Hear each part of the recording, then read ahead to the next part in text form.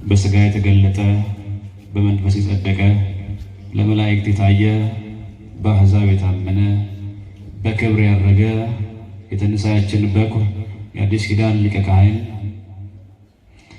ማለዳ ማለዳ አዲስ ታማኝነቱ ብዙ አማኑኤል የድንግል ማርያም ልጅ ኢየሱስ ክርስቶስ የትላንትናውን የክፋት ጨለማ በፍቅሩ ብርሃን ገልጦ ዛሬም እንደገና ዕድል ሰጥቶ በቅድስናው ተራራ ስለ ስሙ እንድናወራ ስለ ክብሩ እንድንዘምር ስለረዳን ክብርና ምስጋና አምልኮና ውዳሴ ከሁሉ አስቀድሞ ለገናናው ስሙ ይሁን። ኑና ጥቂት እረፉ። አእይንተ እግዚአብሔር አባቶቼ ካህናት፣ ላይካነ ምስጢር ስዩማነ እግዚአብሔር ወንድሞች ዲያቆናት፣ እንዲሁም የቅዱስ ያሬድ የዜማ በረከት ያደረባችሁ ዘማሪያን፣ ሽበታችሁ የክብር ዘውድ የሆነላችሁ አባቶቼና እናቶቼ፣ ወንድሞችና እህቶች፣ ሰላም እግዚአብሔር የበዛላችሁ ሕፃናት ጭምር ሰላምን በሰበከልን በሰላማዊው ኢየሱስ ክርስቶስ ፍጹም ሰላምና ፍቅር እንደምን ለዚህ ሰዓት ደረሳችሁ? እንደምንስ ቆያችሁ? አሜን። ምስጋና የባህሪ ገንዘቤን አምላካችን እግዚአብሔር ይመስገን ብለን እንድናመሰግነው የምስጋናን ዘውድ በአንደበታችን ስላኖረ ስሙ የከበረና የተመሰገነ ይሁን። የመዳናችን ምክንያት የአዲስ ኪዳን ኪሩብ የጸጋ ሁሉ መፍሰሻ ከእግዚአብሔር ጋር የተግባባንባት ቋንቋችን እግዚአብሔርን የሚያየንባት ዓይናችን እናታችን እናት ዓለም ጽዮን ድንግል ማርያም ስሟ የከበረና የተመሰገነ ይሁን። ቅዱሳን መላእክት፣ ጻድቃን፣ ሰማዕታት ሁሉ እግዚአብሔር ባከበራቸው ክብር መጠን የተመሰገኑ የተከበሩ ይሁኑልን።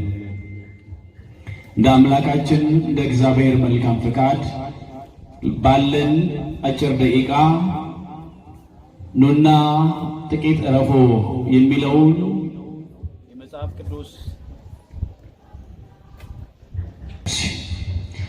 የመጽሐፍ ቅዱስ ክፍል መነሻ አድርገን እግዚአብሔር ለዛሬ የሚያስተምረንን እግዚአብሔር ለዛሬ የሚነግረንን እንሰማለን።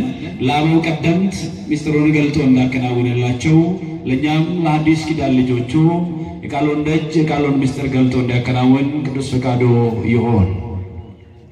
የማርቆስ ወንጌል ምዕራፍ 6 ቁጥር 31 ላይ ወንጌላዊው ቅዱስ ማርቆስ እንደመዘገበልን ጌታችን መድኃኒታችን ኢየሱስ ክርስቶስ በአንድ ወቅት ደቀ መዛሙርቱ ስለሆነላቸው ነገር ከእርሱ ተለይተው ስላስተማሩት ትምህርት ከእርሱ ተለይተው ደግሞ ስለሆነላቸው ድንቅ ተአምራት ይነግሩት ጀመረ።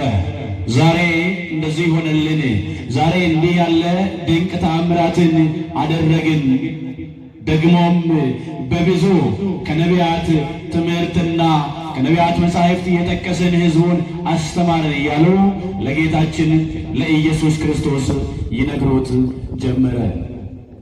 በእርግጥ እነርሱ በሃይማኖት ገና ስላላደጉ በመንፈሳዊ ዕውቀት ገና ስላልበለጸጉና ከፍ ወዳለው እድገት ስላልመጡ ጥቂቱ ነገር ያስገርማቸዋል።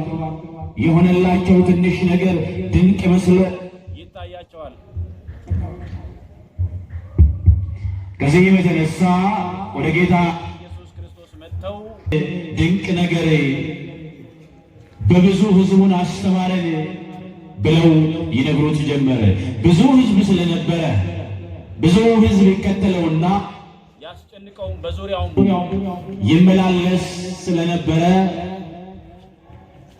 ደቀ መዛሙርቱን እናንተ ራሳችሁ ኑና ወደ ምድረ በዳ ኑና ጥቂት እረፉ አላቸው። ወደ ምድረ በዳ በሉ እስኪ፣ ድምፃችሁ ግን አይሰማም። ወደ ምድረ በዳ ኑና ጥቂት እረፉ።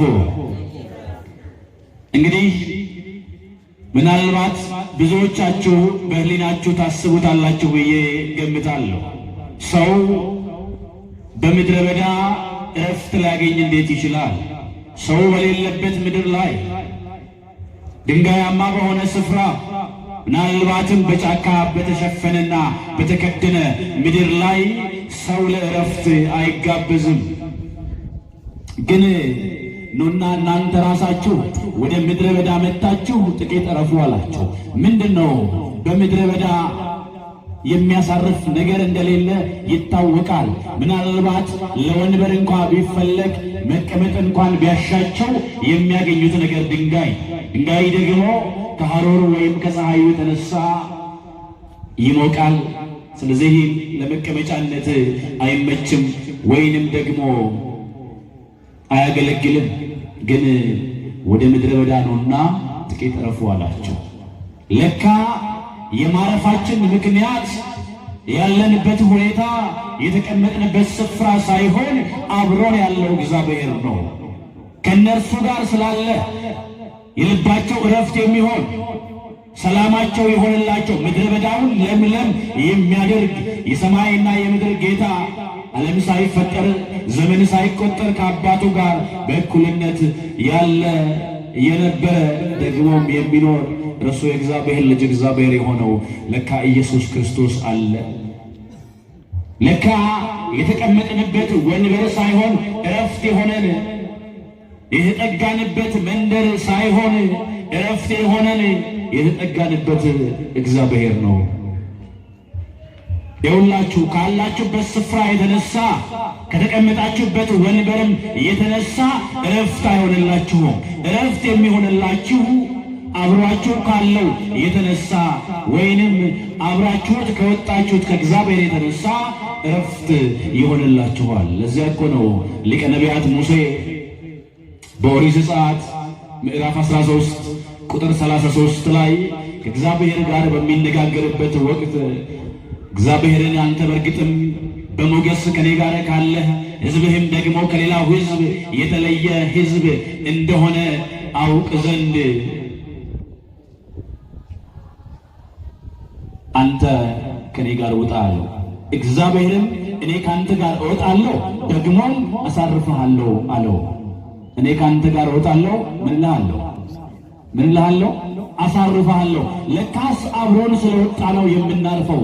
ሙሴ ቀጥሎ እንደዚህ አለ፣ በእርግጥም አንተ ከኛ ጋር ካለ ሞገስህ ሞገሳችን ከሆነ ክብርህ በኛ ላይ ካለ ከአሕዛብ እነዚህ ከማያምኑት ከቆላፋዎቹ ከግብፃውያን የተለየን ከሆነ ካልወጣ አታውጣን አለው። ካልወጣ ምን አትበለ አታውጣን። ይሁላችሁ በመንገዳችሁ የተመቻቸ ነገር ቢኖር ልምላሜ የመሰለ ነገር እንኳን ቢኖር ግን እግዚአብሔር ካልወጣ አታውጣኝ በሉት። ከመውጣታችሁ በፊት የእግዚአብሔር አብሮነት፣ የእግዚአብሔርን መውጣት፣ የእግዚአብሔርን መገኘት፣ የእግዚአብሔርን አብሮነት አረጋግጡ። ስለዚህ በሕይወታችሁ ውስጥ ከመወሰናችሁ ከመውጣታችሁ አስቀድማችሁ እግዚአብሔር ሆይ ፈቃዴ ከሆነ አንተ ቀድመህ ይውጣ፣ ካልወጣህ ግን አታውጣኝ በሉት። ብዙ ጊዜ ወጥተን እኮ የጎደለብን ለምሰን ያልሞቀን ታግለን ያልጣልነው ሮጠን ያላሸነፍነው በልተን ያልጠገብነው የእግዚአብሔር አብሮነት እኮ ስለተለየን ነው። ሰው የእግዚአብሔር አብሮነት ከጎደለው የእግዚአብሔር አብሮነት ከተለየውና ብቻውን ከወጣ ያን ጊዜ ጠላት ዲያብሎስ መጫወቻ ይሆናል። ስለዚህ ታግሎ አያሸንፍም፣ ታግሎ አይጥልም። ሙሴ ካልወጣ አታውጣን አለ። በሕይወታችሁ ውስጥ ማረፍ ከፈለጋችሁ ካልወጣ አታውጣን በሉት። የሚወጣው እኮ ሙሴ ወደ አባቶቹ ርስት ወደ ከነዓን ነው የሚሄደው። ማርና ወተት ወደምታፈልቀዋ ምድር ከባርነት ቤት ከግብፅ ወጥቶ ወደ እስራኤል ወደ ተስፋይቱ ምድር ወደ ከነዓን ነው የሚወጣው። ግን እግዚአብሔር ሆይ በዚያ በእርግጥ ማርና ወተት ቢፈልቅ የአባቶች ርስት ከነዓን ብትሆን ግን ካልወጣን አታውጣኝ አለ። የሁላችሁ ሽልማት ቢኖር ብዙ ሀብት ቢኖር ባለጠግነት ቢበዛላችሁ ስልጣን ቢመጣ እግዚአብሔር ከሌላ አትውጡ። ከእግዚአብሔር ጋር ሆናችሁ ምድረ በዳው ለምለም ይሆናል። ከእግዚአብሔር ጋር ከሆናችሁ ጠማማው ይቀናል፣ የደከመው ይበረታል፣ የጠፋው ይገኛል። ስለዚህ እግዚአብሔር ልጆች ሁልጊዜም ቢሆን በመንገዳችን በሕይወታችን የእግዚአብሔር አብሮነት ያስፈልገናል።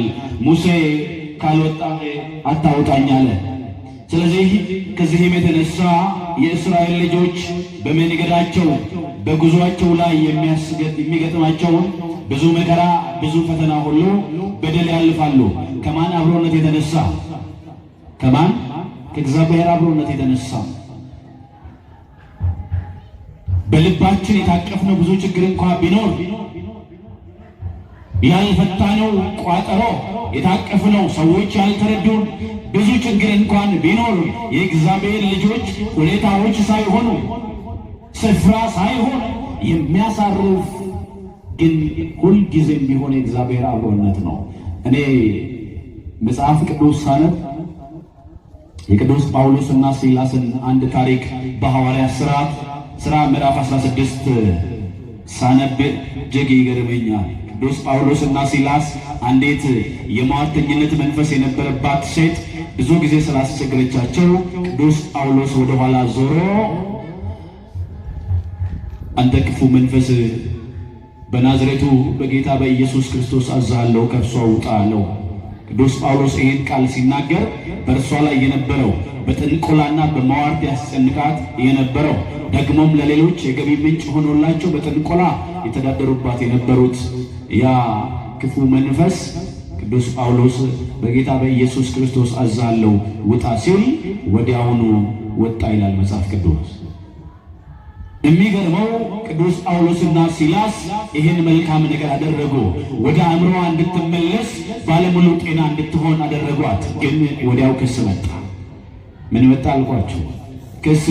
እኛ ልናደርገው የማይገባንን በሕጋችን ያልተፈቀደውን ከሕጋችን ውጪ የሆነውን ነገር ያደርጋሉ። ስለዚህ እነዚህ ሰዎች ከተማውን ይረብሻሉ ብለው ተከሰሱ። በእውነት እነ ቅዱስ ጳውሎስ ከተማ ረብሸዋል እንዴ? ረብሸዋል እንዴ? አልረበሹም እኮ። ግን መልካም ስላደረጋችሁ ምስጋና እንዳትጠብቁ። ብዙ ጊዜ መልካም አድርጋችሁ በጎ ሰርታችሁ ምላሻችሁ ምናልባት ነቀፌታ ሊሆን ይችላል፣ መታሰር ሊሆን ይችላል። ግን እኔ እድሌ አመደፋሽ ነው እንዲህ ባደረግኩ ከዚህ በኋላማ ንክች ብዬ እዛ ቤተክርስቲያን ደጃፍ አልሄድም፣ ሰበካ ጉባኤ በሆን ሰንበት ትምህርት ቤት ባገለገልኩ ሰዓቴን ጥዬ እዛ በሮጥኩ በቅዳሴ ባገለገልኩ ለቤተ ክርስቲያን የሚያስፈልገውን በሰጠው ደካሞችን ባገዝኩ በክርስትናዬ በታመንኩ እኔ እንዴት እንዲህ ይባላለሁ ከዚህ በኋላማ እንዳትሉ። ምክንያቱም ይሁላችሁ መልካም አድርጋችሁ መመስገን ብቻ ሳይሆን መልካም አድርጋችሁ ስታበቁ መገፋት፣ መጠላት ይኖራል። ለዚያ ነው ከእርሱ እኮ የተማርነው ይሄንን ነው። ዓለም ከኛ አስቀድሞ የጠላው ማንን ስለሆነ? ማንን? ክርስቶስ ራሱን ጠልቶታል እኮ። ስለጠላው ነው የሰቀለው። ስለዚህ ክርስቶስ ክፉ አላደረገም። ሕመምተኞችን ድውያንን ፈወሰ፣ መልካም የሆነውን ትምህርት አስተማረ፣ ደካሞችን አበረታ፣ ያዘኑትን አጽናና፣ አይነ ስውራንን አይናቸውን አበራላቸው። ግን መጨረሻ ሽልማቱ ምን ነበር? መስቀል ነበረ እኮ። ሜዳሊያ ነበር እንዴ? ነበር ወይ? አልነበረም እኮ። ቅዱሳን ሰማዕታት፣ ጻድቃን ሁሉ ወንጌል አስተምረው እነ ቅዱስ ጴጥሮስ ቁልቁል ተዘቅዝቀው ነው የተገደሉት የሞቱት። በሰይፍ ነው የተገደሉት። ይኸውላችሁ መልካም አድርጋችሁ ስታበቁ በዚያ ስራቸው እግዚአብሔር ይክበር። እናንተ ግን ምስጋና እንዳትጠብቁ። ምክንያቱም ምስጋና ጠብቃችሁ ነቀፌታ ሲመጣ ተስፋ ትቆርጣላችሁ። ቅዱስ ጳውሎስና ሲላስን ሸንጎ ፈረደባቸው። እነሱ ይዘው ቅዱስ ጳውሎስና ሲላስን ወደ ወህኒ ቤት አገቧቸው። በዚያም ለወህኒ ቤት ጠባቂው ወደ ውስጠኛው ክፍል አሳልፎ ወህኒ ማስገብቶ ከግንድ ጋር ጠርቆ እንዲያስራቸው ነገሩት ይላል። ከሌሎች እስረኞች በተለየ መልኩ ቅዱስ ጳውሎስና ሲላስን ወደ ውስጠኛው ክፍል አስገብተው ምናልባት በዘመኑ ቋንቋ ቢሆን እርሱም እንግዲህ ለበጎ ጥቅም ማለት ነው። ቪአይፒ ነው አይደል የሚባለው? የቅጣት ቪአይፒ ነው ያስገቧቸው ቅዱስ ጳውሎስና ሲላስን ወደ ውስጠኛው ክፍል አስገብቶ በእግር ሰንሰለት፣ በእግር ብረትና በእጅ ሰንሰለት አሰራቸው። እግራቸውን በብረት እጃቸው ደግሞ በሰንሰለት ታስሮ ቅዱስ ጳውሎስና ሲላስ ወደ ውድ ስለዚህ የሰሩት ያጠፉት የበደሉት ነገር የለም። ግን ወይኒ ቤት እግራቸው በብረት እጃቸው ደግሞ በሰንሰለት ታስሮ ያውም ከሌሎቹ እስረኞች በተለየ መንገድ መከራን አጸኑባቸው፣ መከራን አበዙባቸው። እኔ የሚገርመኝ ክፍል ግን ቅዱስ ጳውሎስና ሲላስ በእግር ብረት በእጅ ሰንሰለት ታስረው በዜማ እየጸለዩ እግዚአብሔርን ያመሰግኑ ነበር ይላል። ደስ አይልም? ታስረዋል፣ ተደብድበዋል፣ ደምተዋል እኮ ዓይናቸው አብጧል፣ አካላቸው በብዙ ድብደባ ተጎድቷል፣ ደክመዋል፣ ምግብ አልበሉ፣ ሲያገለግሉ ነው የዋሉት። ደም በላያቸው ላይ ፈሷል። ደግሞ እጃቸው በሰንሰለት እግራቸው በብረት ታስረዋል። ያውም ወደ ውስጠኛው ክፍል ገብተው ግን ቅዱስ ጳውሎስና ሲላስ በዜማ እየጸለዩ በዜማ ወይንም እንዲጸልዩ ያደረጋቸው የታሰሩበት ሰንሰለት የታሰሩበት የእግር ብረት ሳይሆን ከነሱ ጋር ያለው የእግዚአብሔር አብሮነት ነው። እነሱ ታስረዋል። አሳሪዎቹ አስረናል፣ አስጨንቀናል፣ ደብድበናል ብለዋል። ቅዱስ ጳውሎስና ሲላስ ግን እጃቸውና እግራቸው እንጂ መንፈሳቸው አልታሰረም። ስለዚህ በዜማ እግዚአብሔርን ያመሰግናሉ። በዜማ በእግዚአብሔር ፊት እግዚአብሔር ሆይ እንዴት ታላቅ ነህ፣ እግዚአብሔር ሆይ እንዴት ኃያል ነህ፣ ችግረኞቹን የምታስብ እኛን ደግሞ ከወደድክበት ከጥልቅ ፍቅርህ የተነሳ አንድ ልጅህን ሰጥተህ ሕይወትን ያደልከን ደግ አባት፣ የሰላም አለቃ፣ የዘላለም ንጉሥ እያሉ እግዚአብሔርን በዜማ ያመሰግኑታል። ደስ ይላል አይደል? በቃ ታስራችሁ ሊሆን ይችላል፣ ተደብድባችሁ ሊሆን ይችላል፣ መከራ መጥተው ሊሆን ይችላል። ግን በመጣው ነገር ውስጥ ሁሉ ማን ይመስገን? መጽሐፍ ስለ ሁሉ አመስግኑ ይላል። ስለ ሁሉ ምን በሉ? አመስግኑ።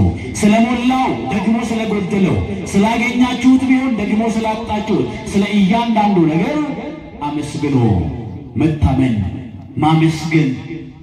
ለዚያ እኮ ነው ባለራእዩ ቅዱስ ዮሐንስ በራእየ ዮሐንስ ምዕራፍ 2 ላይ ምዕራፍ 2 ቁጥር 8 ላይ ምናምን ቁጥር 9 ላይ አንተሰ ተአምን እስከ ለሞት ወሁ በቃ አክሊለ ሕይወት ይላል። አንተ ግን እስከ ሞት ድረስ የታመንክ ሆን የሕይወትንም አክሊል እሰጥሃለሁ።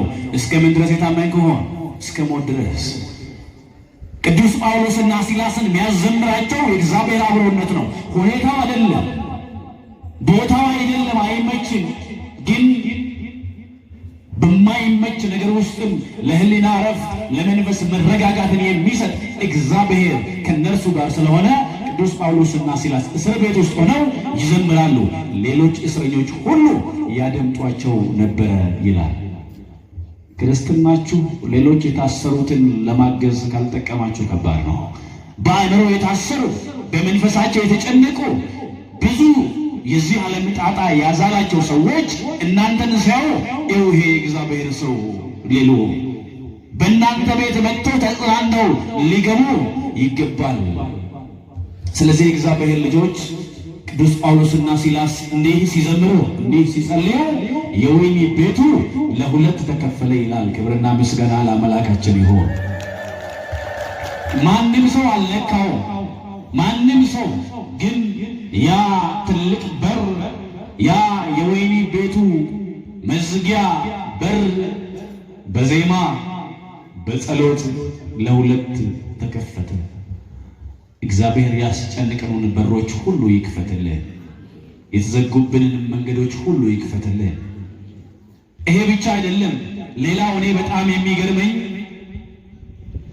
በሐዋርያት ሥራ ምዕራፍ 12 ላይ ቅዱስ ጴጥሮስ ሄሮድስ ልጆችን ወይም አማኞች ክርስቲያኖችን ይገድል ነበርና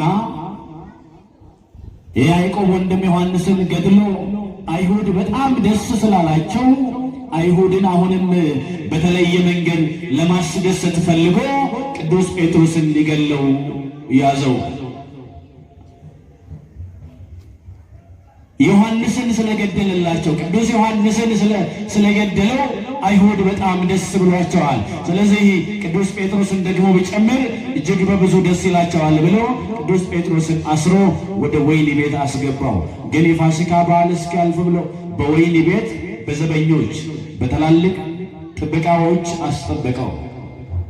ከዚያ ቅዱስ ጴጥሮስ ሊሞት ሊገደል አዋጅ ታውጆበት በሁለት ጠባቂዎች መካከል ላይ ያው በሁለት ሰንሰለት ታስሮ ተኝቶ ነበረ ይላል። ደስ አይልም?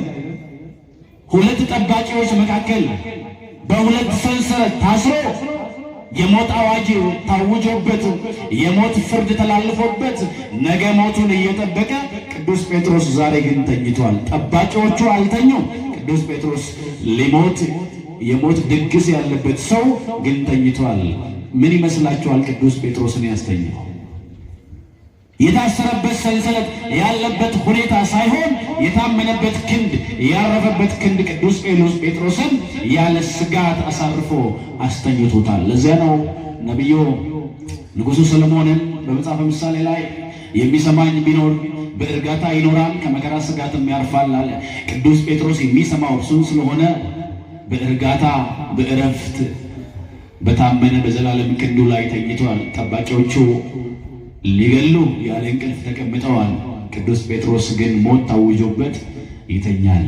ይኸውላችሁ የምናርፈው በእረፍት የምንቀመጠው በሁኔታዎቻችን ሳይሆን ከሁኔታዎቻችን ሁሉ በላይ በሆነው ባመነው በእግዚአብሔር ነው። እግዚአብሔር ከሁላችን ጋር ይሁን።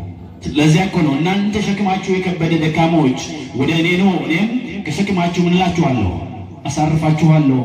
ሰው ሲመችህና ታግዘኛለህ፣ ትረዳኛለህ፣ ሲመችህ ናልኝ ይል ይሆናል። እግዚአብሔር ግን አባት ስለሆነ ከአባትም በላይ አባት ስለሆነ እናንተ ሸክማችሁ የከበደ ባለ ሸክሞች፣ እናንተ ቀንበራችሁ የበረታባችሁ ደካሞች ወደ እኔ ኑ፣ እኔም ከድካማችሁ ምን እላችኋለሁ አሳርፋችኋለሁ። የሚያሳርፍ አባት የሚያሳርፍ አምላክ ነው ያለን። ስለዚህ በድካማችን ወራት በሰዎች ላይ ከመታመን እንደ ሸምበቆ ተሰብረው ከሚወጉን ሰዎች ይልቅ በዘላለም ክንዱ በያዘን በእግዚአብሔር ላይ መደገፍ ያስፈልጋል። ለዚያ እኮ ነው አንድ ወቅት ላይ አንድ ሊቅ የቤክሳን ሊቅ እንደመዘገበልን አንድ ደቀ መዝሙር ወደ ጌታችን ወደ ኢየሱስ ክርስቶስ ቀርቦ እኛ ሁላችን እንተኛለን፣ አንተ ግን ቀን ቀን ስታስተምር ማታ ደግሞ ወደዛ ወደ ደብረ ዘይት ተራራ እየወጣ ትጸልያለህ፣ አትተኛም። ለምንድን ነው? መቼ ነው አንተ የምትተኛው አለው። የወዳጅ ጥያቄ ነው አይደል? እንደዚህ አለው፣ ብርጭቆ በውሃ አድርገህ ያዝ እጄ ላይ፣ ወይንም በዕቃ አድርገህ ያዝ አለው። ቅዱስ ጴጥሮስ ቀኑን ሙሉ ይዞ አለ። ማታም እንደዚሁ ይዞ ቆየ። እንቅልፍ አስጨነቀው። ሌሊቱ በረታ። መጨረሻም ላይ ቅዱስ ጴጥሮስ ውሃውን እንደያዘ እንቅልፍ ጥሎት ብርጭቆውን ለቆ ተኛ። ውስጡ ያለው ውሃ ምን አለ? ተደፋ። ብርጭቆውም ተሰበረ። ከዚያ ጌታ መጥቶ አየህ አለው፣ አሁን አንተ በእጅ ላይ የነበረው ብርጭቆና ውሃ አንተ ስለተኛ ብርጭቆውን ሰበረ፣ ውሃው ደግሞ ተደፋ። እናንተ ሁላችሁ በእኔ ክንድ ላይ ያላችሁ፣ እኔ ብተኛ እናንተ እንደዚህ ወድቃችሁ ትሰበራላችሁ፣ እናንተ እንደዚህ ትደፋላችሁ አለው። እኛ ስንተኛ ሳይተኛ የሚጠብቀን እርሱ ነው። እኛ ስናርፍ ሳያርፍ ሁልጊዜ የሚጠብቀን እርሱ ነው። ስለዚህ የእግዚአብሔር ልጆች አሁን ብዙ ነገር በዓለማችን ላይ ያስጨንቁናል። የምንሰማው ወሬ ሁሉ ያስጨንቃል። የምንሰማው ነገር ሁሉ ደስ አይልም፣ እረፍት አይሰጥም። ስለዚህ እግዚአብሔር አሁን እንደዚህ ይላችኋል፣ ወደ ምድረ በዳ ኑና ጥቂት እረፉ። ከሰው ጫጫታ፣ ከዓለም ሐሳብ፣ ከዓለም ንግግር፣ በምድርም ላይ ካለው ነገር ተለይታችሁ ወደ እኔ ኑና የሰው አሉባልታ ወደሌለበት ወደ ምድረ በዳው ኑና ጥቂት እረፉ ይለናል። ያልተጨነቀ አለ እንዴ? አለ ወይ? ያዘነ ሰው ያላዘነ ሰውስ አለ? ሁሉ ሰው በሐዘን፣ ሁሉ ሰው በጭንቀት፣ ሁሉ ሰው በድካም ውስጥ አለ። ከድካም የሚያሳርፍ ፍጹም እረፍትን የሚሰጥ ማን ነው? በለመለመ መስክ በእረፍት ውኃ ዘንድ የሚመራን ማን ነው? ታማኝ ጠባቂ እረኛ የሆነን ማን ነው? ስለዚህ እርሱ በዘላለም ኪዳን ደም ለበጎች ትልቅ እረኛ ስለሆነ ሊያሳርፈን በጎቹን ኑና ጥቂት እረፉ ይላል። ይሄ ነው የቤተ ክርስቲያን ሁል ጊዜ ደወልም ቢሆን ይሄ ነው። ቅዱስ ጴጥሮስ እኮ ታስሯል፣ ግን ተኝቷል።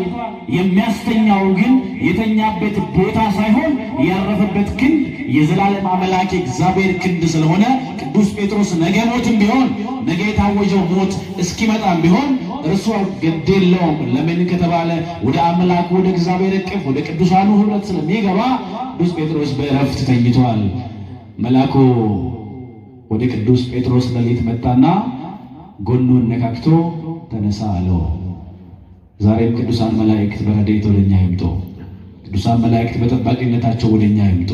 ስለዚህ ቅዱስ ጴጥሮስን ቀስቅሶት መልአኩ ሁሉም በር ቅዱስ ጴጥሮስና መልአኩ ሲመጡ በሩ እየተከፈተ የወይኒ ቤቱ በር ሁሉ እየተከፈተ ቅዱስ ጴጥሮስና ቅዱስ ሚካኤል ያልፉ ነበረ ይላል። ክብር ሁሉ ለእግዚአብሔር ይሁን።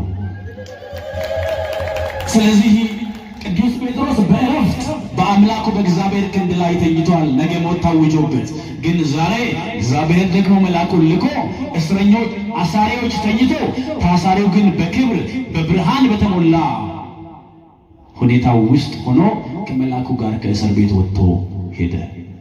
ዛሬም በብዙ የተለያየ እስር ውስጥ ብትሆኑ እንኳ ብዙ የሚያስጨንቅ ነገር ቢኖርባችሁ ሁሉ ሸክማችሁን በእርሱ ላይ የሚያስጨንቃችሁን ሁሉ በእርሱ ላይ ጥላችሁ ወደ ቤተ ክርስቲያን መጥታችሁ ጸልዩ።